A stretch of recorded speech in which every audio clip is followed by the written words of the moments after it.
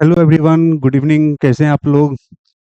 कल जो हमने सीरीज शुरू की थी अपनी फिजिक्स की प्रीवियस ईयर क्वेश्चंस को लेकर के, आज हम उसी सीरीज के सेकंड पार्ट को लेकर आपके सामने अवेलेबल हैं।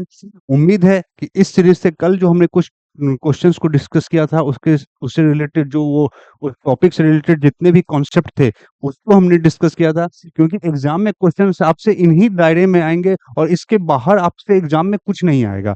जो भी चीजें आएंगी यहाँ पे ऑलरेडी आपके क्लास में डिस्कशन के रूप में वो आपके क्वेश्चंस के जरिए वो आपके सामने में रहेंगे। तो घबराना नहीं है, बस जरूरत है इस चीज की, हर दिन आपको अपनी रेगुलरिटी को मेंटेन करना है और उस रेगुलरिटी के साथ साथ अपने उस जोश को भी, ताकि एग्जाम के दिन आप क्या कर सकें, अच्छे से परफॉर्म कर सकें। चलिए शुरू करते हैं आज के इस सेशन को, जहां पर हम लोग क्वेश्चंस के एक नई श्रृंखला के साथ अवेलेबल है। The first question today and the 31 question of the physics series is, which physical quantity is represented by the ratio momentum and the velocity of the body? यहाँ पर आपसे ये पूछा जा रहा है कि ये मोमेंटम, मास और वेलोसिटी, इसके बीच का क्या रिलेशन है। तो मोमेंटम क्या होता है? आपका मास इनटू वेलोसिटी। और यहाँ पर आपसे क्वेश्चन में पूछ रहा है कि मोमेंटम अपॉन वेलोसिटी क्या देगा रेशियो, तो वो nothing else but the mass of the body. Clear? Acceleration क्या होता है हमारा? मीटर पर second. Rate of change of position, एक पॉइंट से दूसरे पॉइंट जाने में जो हम टाइम का यूज कर रहे हैं, जो टाइम हमने कंज्यूम किया। एक्सेलरेशन क्या है? Rate of change of speed और वेलोसिटी। और फोर्स क्या होता है? Mass time acceleration. The force required to keep an object at a constant velocity. अगर कोई ऑब्जेक्ट है, ये ऑब्जेक्ट मेरा मूव कर रहा है v वेलोसिटी से, तो इस v वेलोसिटी से मूव करने के लिए इस पे एक फोर्स चाहिए होगा। और वो फोर्स कौन सा होना चाहिए? क्या इस पे ये फोर्स वेरिएबल होगा? अगर ये फोर्स वेरिएबल होगा तो ये क्या करेगा? वेलोसिटी जो होगा इस पार्टिकल का, इस ऑब्जेक्ट का, क्या कर सकता है? वेरी कर सकता है। तो यानी इस ऑब्जेक्ट पे अगर कांस्टेंट फोर्स है, वो फोर्स क्या है? वेलोसिटी कांस्टेंट है, तो इसका जो फोर्स होना चाहिए इस पे, वो क्या होना चाहिए? नेट फोर्स क्या होना चाहिए? इस पे एक्ट करना चाहिए। और ये नेट फोर्स क्या होगा? जो भी इस ऑब्जेक्ट पे फोर्स लग रहे होंगे, चाहे वो ग्रेविटेशनल फोर्स हो, चाहे वो फ्रिक्शनल फोर्स हो, चाहे वो कोई अप्लाइड फोर्स हो, चाहे वो टेंशन फोर्स हो, चाहे वो कंप्रेशन फोर्स हो, जो भी हो, डिफरेंट टाइप्स के फोर्स जो भी एक्ट कर रहे होंगे, ये नेट फोर्स इस पर क्या होना चाहिए? एक्ट करना चाहिए। याद कीजिए, Newton's first law of motion क्या कहता है? Any object try to keep its rest of rest any object try to maintain its position of rest or motion unless and until a force is applied। और जो applied force है वही क्या है? हमारा नेट फोर्स है। तो कोई ऑब्जेक्ट अपने पोजीशन को क्या कर रहा है? मेंटेन कर रहा है कांस्टेंट वेलोसिटी के साथ, तो ये क्या हो जाएगा? इसके लिए नेट फोर्स। फ्रिक्शनल फोर्स अगर यहाँ पर एक्ट करता रहेगा लगातार, और इसमें नेट फोर्स मेरा उसको काउंटर नहीं करेगा, तो वेलोसिटी आपका क्या होगा? कम होगा। खुद आप इस चीज को लाइफ में भी एक्सपीरियंस करते होंगे। तो आपकी अपने कार को या अपनी गाड़ी को क्या करते हैं? एक्सीलेटर करते हैं। एक्सीलेटर करने के बाद अगर वो एक्सीलेटर को आप कांस्टेंट नहीं रखते हैं, तो आपकी क्या गाड़ी का जो स्पीडोमीटर होता है वो आपका इंडिकेट करता है कि अगर आपने एक्सीलेटर को छोड़ दिया, तो एक बार आपने एक्सीलेटर हाई कर दिया, उसके बाद धीरे धीरे धीरे धीरे वो कम होता है। और रोड का जो फ्रिक्शन होता है, ये आपका मोटर बाइक हो गया, इस पे आप बैठे हुए हैं, ये आपकी हैंडल हो गई जिसको आप पकड़ के चला रहे हैं। तो अगर ये आप इस पे जा रहे हैं बैठ के, तो अगर आपने एक्सीलेटर को मूव करा दिया, एक्सीलेटर को हाई कर दिया, उसके बाद आपने एक्सीलेटर को छोड़ा, तो धीरे धीरे धीरे स्पीड रिड्यूस होती है due to friction force acting between the tyre of the your vehicle and the road. Clear? Gravitational force क्या होता है? फोर्स ड्यू टू ग्रेविटी और the force acting between two object, this is gravitational force. और force of gravity mass into g. Clear? तो ये तमाम force का जो नेट इफेक्ट होगा, जो नेट फोर्स होगा, वही क्या करेगा? किसी भी ऑब्जेक्ट को कांस्टेंट वेलोसिटी से मूव कराएगा। तो आंसर क्या हो जाएगा हमारा? Net force. Ball bearings are use to convert static friction into. अब बॉल बियरिंग का यूज हम कहाँ करते हैं? जैसे देखेंगे आप मोटरसाइकिल में या व्हीकल में हो गया, या आपके दरवाजों में, जहां पर भी आपके चेन पुली का जहां सिस्टम होता है, जहां पर भी हमको क्या करना होता है? फ्रिक्शन को कम करना होता है। और फ्रिक्शन के भी 2 टाइप के होते हैं, स्टैटिक फ्रिक्शन और काइनेटिक फ्रिक्शन।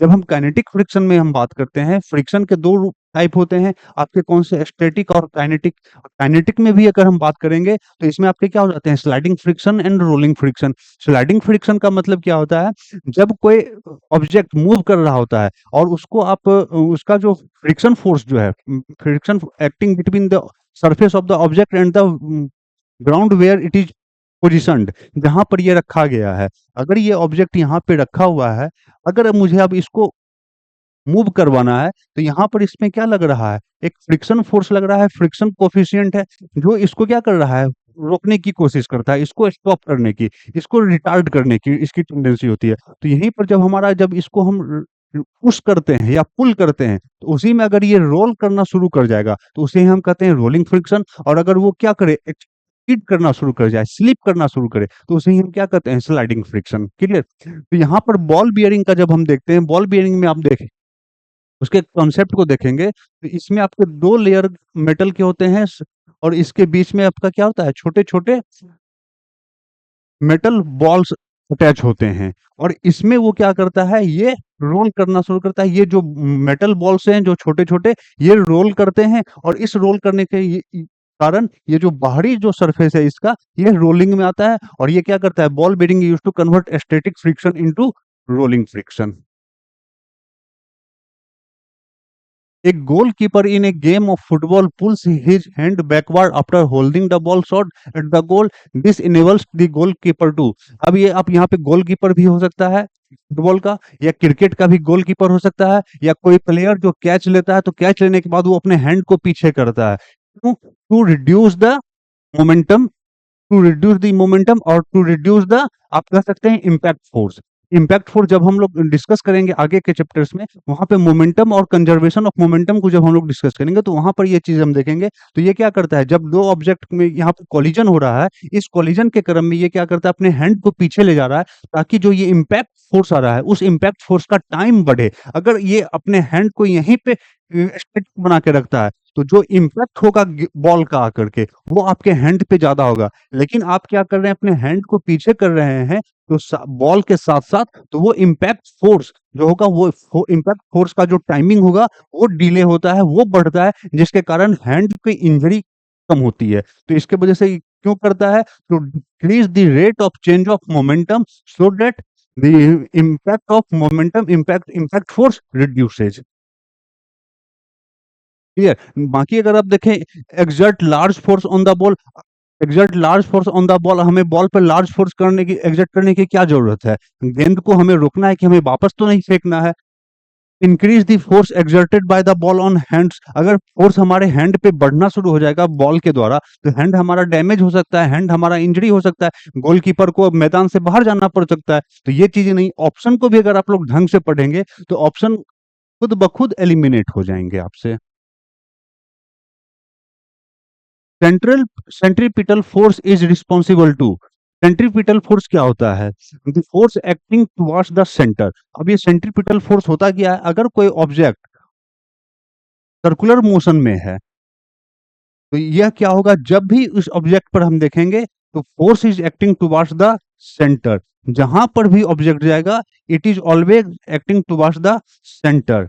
जैसे हमारा ग्रेविटेशनल फोर्स क्या है, always acting towards the centre. हम कह सकते हैं कि हमारा जो ग्रेविटेशनल फोर्स है, फोर्स ऑफ ग्रेविटी क्या है, type of A centripetal force है। क्यों? It always acts towards the centre. अब इस पे काम, ये centripetal force is responsible to keep the body moving along a circular path.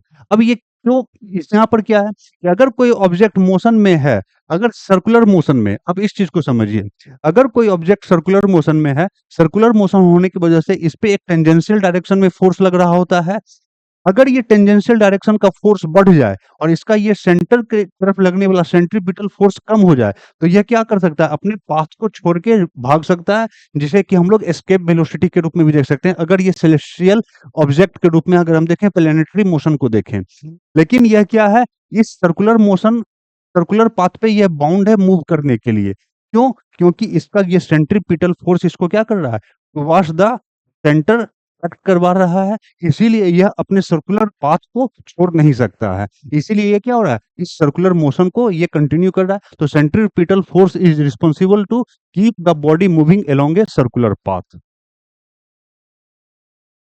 Which of the following energy changes involves frictional force. और frictional force हमने देखा है, फ्रिक्शनल फोर्स से क्या होता है, ये इट ऑलवेज क्या करता है, मतलब 99% केस में फ्रिक्शनल फोर्स हमारे लिए क्या है, हार्मफुल है, इसे हमें रिड्यूस करना होता है। अब ये फ्रिक्शन के ही वजह से मैं इस बोर्ड पे लिख पा रहा हूँ, अगर यहाँ पर स्मूथनेस आ जाए तो मैं नहीं लिख सकता, आप अपने नोटबुक पे नहीं लिख सकते। तो frictional force is not always क्या है, उसका निगेटिव इम्पैक्ट नहीं होता है, उसके पॉजिटिव इम्पैक्ट भी है। हम लोग जो जमीन पे चलते हैं, दौड़ते हैं, ये सब क्या है, ड्यू टू फ्रिक्शन। फ्रिक्शन के ही कारण क्या हो रहा है, या कोई पर्सन, आप, हम कुछ भी हैं, यहाँ पर हम अपने पैर से क्या करते हैं, जमीन पर एक फोर्स लगा के हम जमीन को पीछे करना चाहते हैं, और जमीन उतना ही फोर्स से हमें आगे की ओर क्या करती है, पुश करती है। तो यहाँ पर न्यूटन थर्ड लॉ ऑफ क्या है, एक्शन रिएक्शन का पेयर। तो ये चीजें क्या हो रही है, friction not always play a negative impact, but it has some positive impact also. But in most of the case, अगर हम बात करें 99% केस में क्या होता है, friction always has negative impact. तो फ्रिक्शन के कारण क्या होगा, हमारी एनर्जी लॉस होगी। अब आप खुद देखें, अभी मैंने आपको एग्जांपल दिया था कि आप अपने एक बाइक का, अपने व्हीकल का एक्सीलेटर बढ़ा दिए, एकदम दे दिए, और उसके बाद फिर उसको आप छोड़ देते हैं, तो क्या आपका वेलोसिटी मेंटेन रहता है, वो रिड्यूस होना शुरू होता है due to frictional force. Kinetic energy, और वो किस में कन्वर्ट होता है, जो आप जब भी आप देखेंगे, अगर आप तेज गाड़ी चलाकर आ रहे हैं, आपकी व्हीकल की स्पीड बहुत तेज है, जब वो आप गाड़ी को रोके तो आप देखें जाके, आप अपने टायर को अगर टच करेंगे तो टायर में क्या रहेगा, आपके थोड़े से हीट होंगे, वो हीटिंग इफेक्ट होता है। तो फ्रिक्शनल लॉस हो रहा है, फ्रिक्शनल लॉस के कारण क्या, काइनेटिक एनर्जी जो थी वो हीट एनर्जी में कन्वर्ट हो रही है। तो विच of the following energy change involves frictional force, kinetic energy into heat energy.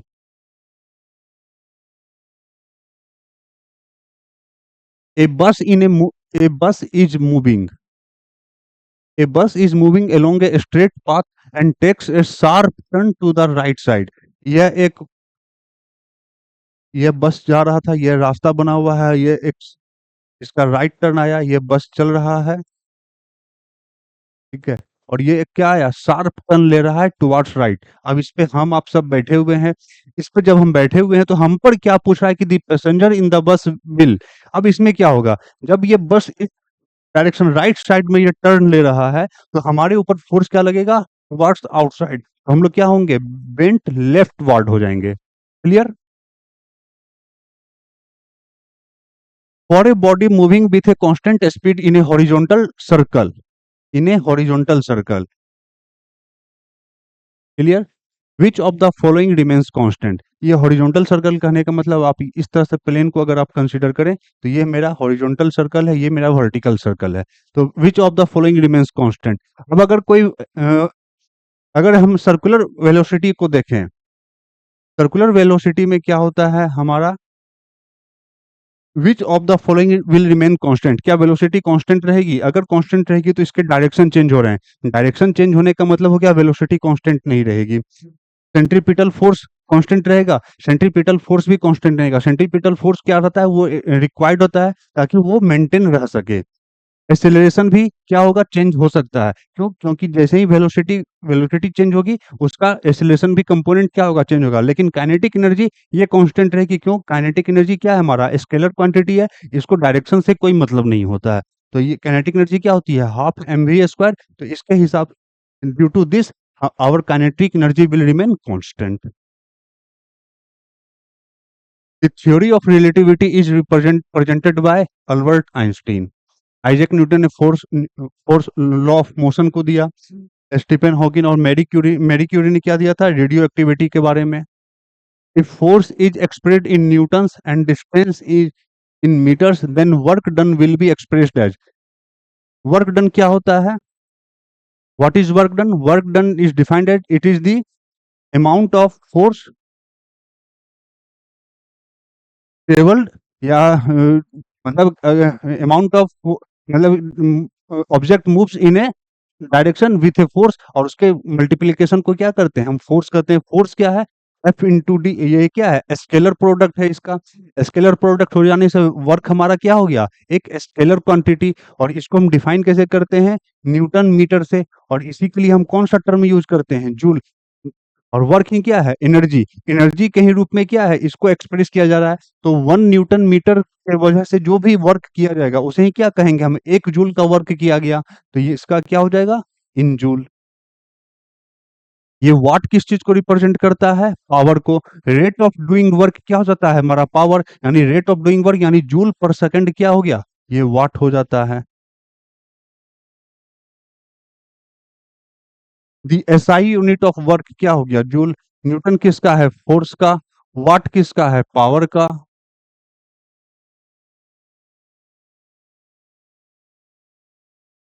If mass of the car is 1500 kg, what work must be done to increase the velocity of the car from 330 kilometre to 60 kilometre. तो kinetic energy क्या होती है, half m we square. पहले कितनी velocity थी, 30 kilometre. बढ़ाकर कितना करना है, 60। तो अगर आप ये देखेंगे तो हमें वर्क कितना करना पड़ेगा, half m v two square minus u two square. अब इस किलोमीटर को हमें, किलोमीटर पर आवर को मीटर पर सेकंड में कन्वर्ट करेंगे। इसके लिए हम क्या करते हैं, 5/18 से मल्टीप्लाई करेंगे तो ये मीटर पर सेकंड में आ जाएगा। और जब इसका वैल्यू आप रख के कैलकुलेट करेंगे तो ये आपका 1,56,250 जूल आंसर आ जाएगा। If the spinning speed of the earth increases, then the weight of the body at equator will। अगर हमारा ये क्या है, ये अर्थ है।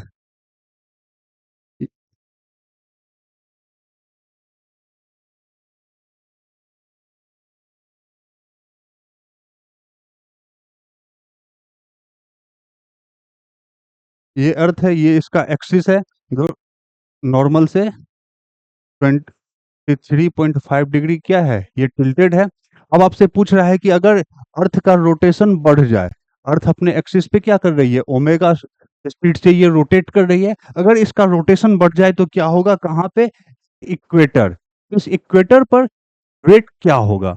अगर हम, जब हम लोग ग्रेविटेशन वाले चैप्टर को देखेंगे तो वहां पर effect of depth and height देखेंगे हम, किस चीज पे, एक्सीलरेशन ड्यू टू ग्रेविटी पे। और ये क्या होता है, g dash equal to g minus omega square r. अगर ये टर्म बढ़ेगा, आपके क्या बढ़ेंगे, ओमेगा, अर्थ का रोटेशन बढ़ेगा, तो effective g, acceleration due to gravity क्या होगा, यह रिड्यूस होगा। तो वेट क्या हो जाएगा, एम जी डैश, यह भी रिड्यूस होगा।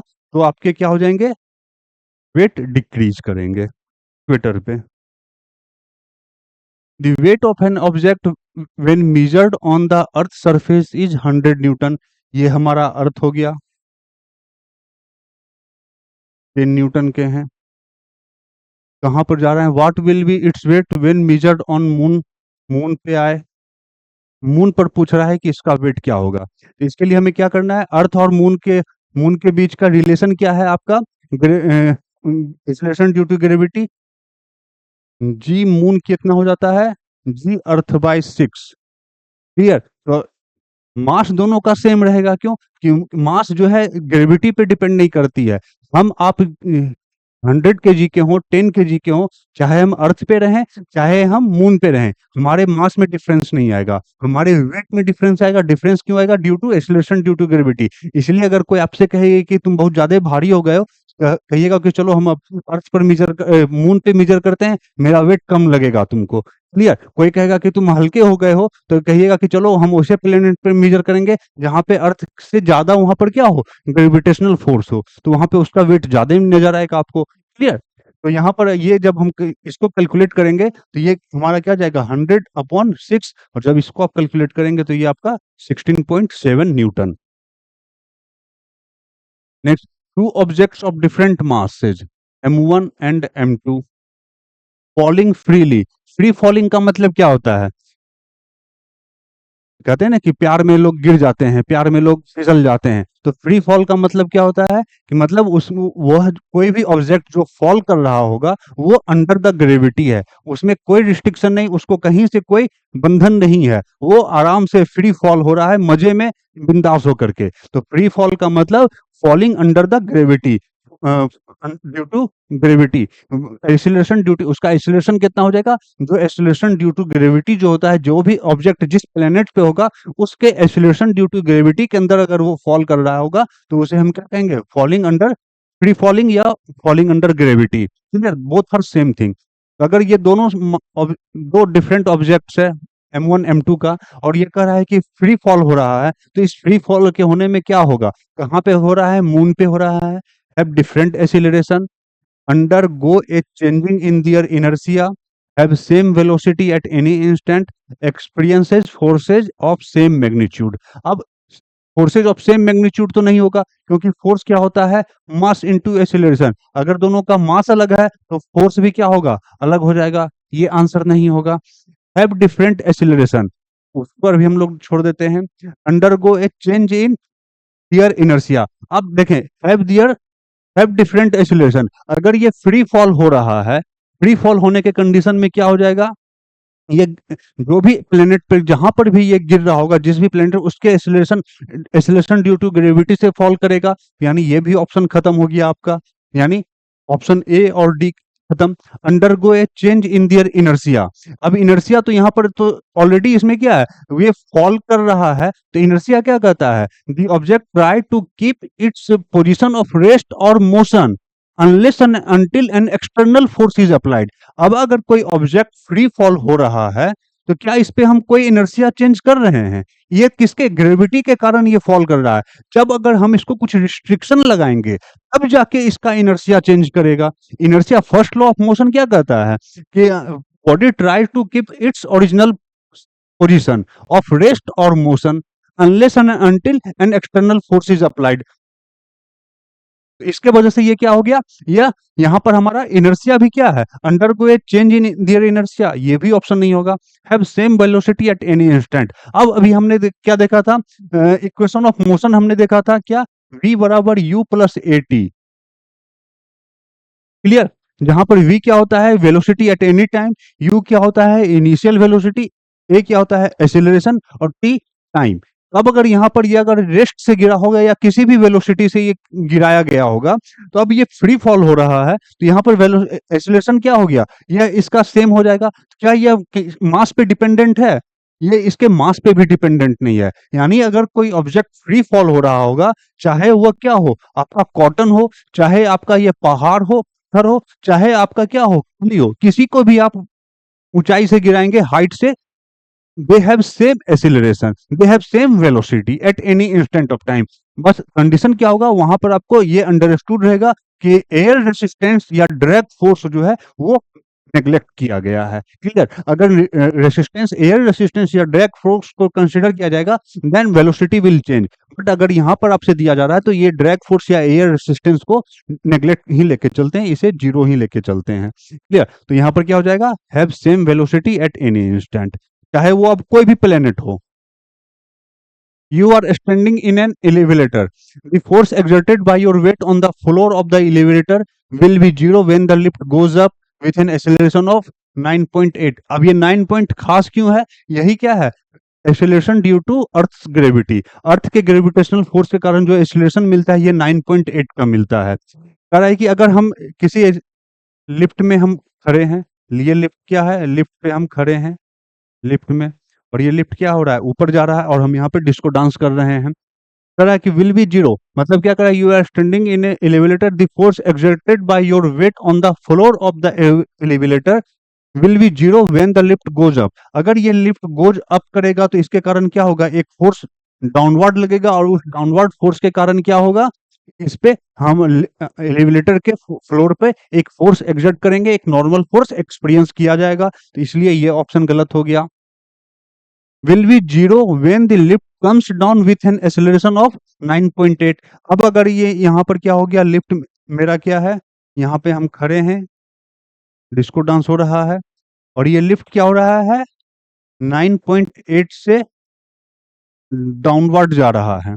9.8 से डाउनवर्ड जाने के कारण इस पे क्या लगेगा, एक अपवर्ड फोर्स लगेगा सेम एक्सीलरेशन के कारण, और इस पर एक क्या होगा, वेट भी लग रहा होगा जो इसका अर्थ के कारण जो ग्रेविटेशनल पुल है, और ये भी क्या हो जाएगा, सेम mg और ये दोनों क्या हो जाएंगे, इक्वल एंड अपोजिट, जिसके कारण ये क्या हो जाएगा, यहाँ पर इसका वेट जीरो होगा, और इसी कंडीशन को क्या कहते हैं, वेटलेसनेस, भारहीनता। क्लियर, यानी जहां पर भी ग्रेविटी का एक्सपीरियंस जीरो हो जाएगा, ग्रेविटी का एक्सपीरियंस नहीं मिलेगा, हम उस कंडीशन को क्या कहते हैं, weightlessness.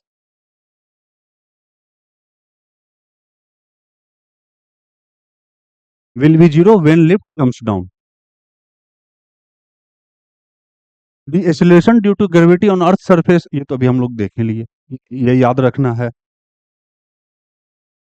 If A feather, feather मतलब पंख, rubber ball and A wooden ball, यहाँ पर इस तीनों का देने का मतलब क्या है, both three objects having different mass falling freely.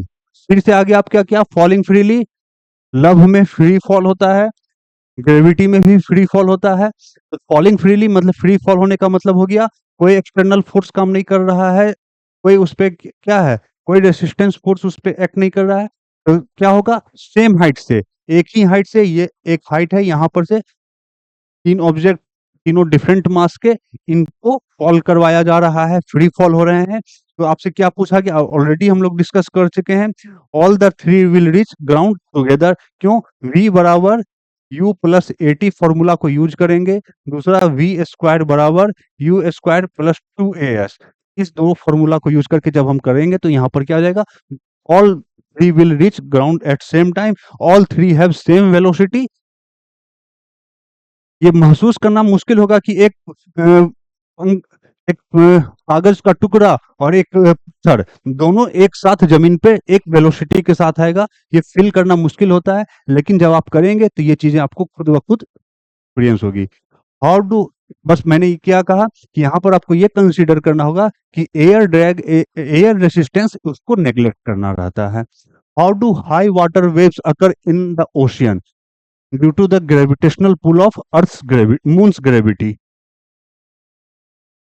There is no atmosphere on the surface of the moon because, अब हमारे अर्थ पर एटमॉस्फेयर है, एटमॉस्फेयर क्यों है हमारे अर्थ पर, क्योंकि हमारे अर्थ पर कोई भी पार्टिकल, आप देखते होंगे सैटेलाइट लॉन्च होने के समय उनको क्या किया जाता है कि अगर ये हमारा अर्थ है तो इसके ग्रेविटेशनल पुल से, जो इसका अर्थ का ग्रेविटेशनल पुल का जो दायरा है, ग्रेविटेशनल फोर्स का जो फील्ड है, उस फील्ड से हमें क्या करना होता है, उस सैटेलाइट को बाहर फेंक देना होता है, तभी हम क्या करते हैं, सैटेलाइट को लॉन्च कर पाते हैं। अगर ये गलती से भी अगर इस अर्थ के ग्रेविटेशनल फील्ड के रेंज में आ जाएगा तो ये वापस क्या होगा, अर्थ के सरफेस पे फॉल करेगा। तो इसे ही बाहर करने के लिए क्या हम स्टेप वेलोसिटी का यूज करते हैं, पलायन वेग के से ज्यादा से हम उसको क्या करते हैं, हम उसको लॉन्च करवाते हैं। अगर ऐसा नहीं करेंगे तो क्या होगा, हम वापस घूम के अर्थ पे ही फॉल कर जाएंगे कहीं भी। क्लियर, तो अब आपसे ये पूछ रहा है कि इसी कारण से, इसी एस्केप वेलोसिटी ग्रेविटेशनल पुल के कारण हमारे अर्थ पर क्या है, एक एनवायरनमेंट है, एटमॉस्फेयर है, जो एटमॉस्फेयर के आपके क्या पांच लेयर हैं, troposphere, stratosphere, mesosphere, ionosphere and exosphere. ये तमाम जो जो हमारे एटमॉस्फेयर के क्या है, लेयर हैं, ड्यू टू अर्थ के ग्रेविटी के कारण। क्लियर, तो यहाँ पर क्या होगा, there is no atmosphere on the surface of the moon because escape velocity of gas molecules is less than the root mean squared speed velocity. Clear, when a stone is brought from the surface of the moon to the earth, अब ये moon है, ये अर्थ है, यहां पर से कोई एक एम एम मास का ऑब्जेक्ट यहां पर एम मास आया, यहां से यहां आने के क्रम में क्या होगा, क्या इसके मास में कोई चेंज आएगा, अगर यहां पर भी 10 kg था तो यहां पर भी ये 10 kg ही नोट करेगा, लेकिन अंतर कहां पे आएगा, इसके वेट में। यहां पर जो ग्रेविटी होती है, यहां पर इसकी ग्रेविटी 1/6 हो जाती है, तो जिसके कारण यहां पर जो भी आएगा mg/6, और यहां पर क्या हो जाएगा mg, तो इसके वेट में चेंज आएगा, ना कि इसके मास में। क्लियर, तो its weight will change but mass will not change. If the distance between two objects is doubled, what happens to the gravitational force between them? Gravitational force क्या होता है, ये अभी हम लोगों ने देखा था, F बराबर G into M1 into M2 upon r square. अगर ये दो ऑब्जेक्ट है, M1 मास का, एक M2 मास का, और इसके बीच का डिस्टेंस क्या है, R है, तो इनके बीच में लगने वाला ग्रेविटेशनल फोर्स क्या होता है? जी क्या है? यूनिवर्सल ग्रेविटेशनल कांस्टेंट, जी m1 m2/r²। अब आपसे यहाँ पर क्या पूछा है कि डिस्टेंस क्या हो जाए? डबल। यहाँ पे डिस्टेंस डबल होने का मतलब r से ये 2r हो जाएगा, तो r स्क्वायर करेंगे तो ये 4r² हो जाएगा, यानी 4r का मतलब ये 1/4 हो जाएगा, तो यानी इट बिकम्स 1/4, यानी ग्रेविटेशनल फोर्स का वैल्यू 1/4 हो जाएगा। When a film soap appears on water during the day, तो beautiful colours, the reason of this phenomena, मतलब आपसे सिंपल ये पूछ रहा है कि कभी पानी में आप साबुन का बुलबुला साबुन का बबल्स आप देखते होंगे, सॉप बबल, तो उसमें क्या देखते हैं? आपको रेनबो कलर टाइप का फेनोमेना नजर आता है। ये पूछ रहा है किस कारण से होता है? Due to interference of light. Interference of light क्या होता है? अब अगर देखेंगे, ये अगर ये मेरा क्या है, सॉफ्ट बबल है, तो इसके ये दो लेयर बन रहे हैं। एक बार लाइट इसमें इंटर किया, फिर यहाँ से ये रिफ्लेक्ट कर रहा है, यानी ये दो लाइट जो आपस में टकराएंगे, एक इंसिडेंट और दूसरा रिफ्लेक्टेड। इंसिडेंट और रिफ्लेक्टेड लाइट के टकराने के कारण क्या होता है? लाइट का इंटरफ्रेंस होता है, और इसके कारण क्या होते हैं? लाइट का वहां पर डिफरेंट कलर, डिफरेंट स्पेक्ट्रम जो होते हैं वो वहां पे विजिबल होते हैं। तो due to interference of light it shows a beautiful color phenomena. Clear? Clear? Next, diffraction of light क्या होता है? जब किसी शार्प एज कॉर्नर से लाइट का क्या होता है? बेंडिंग होता है, उसे डिफ्रेक्शन कहते हैं। रिफ्रैक्शन ऑफ लाइट क्या होता है? जब लाइट एक मीडियम से दूसरे मीडियम में ट्रेवल करती है, तो वहां पे वो रिफ्रैक्ट करती है। और पोलराइजेशन ऑफ लाइट क्या होता है? जब इलेक्ट्रिक फील्ड के कारण लाइट क्या होती है? पोलराइज होती है, उसके का जो इफेक्ट होता है उसे ही हम क्या कहते हैं? Polarisation of light.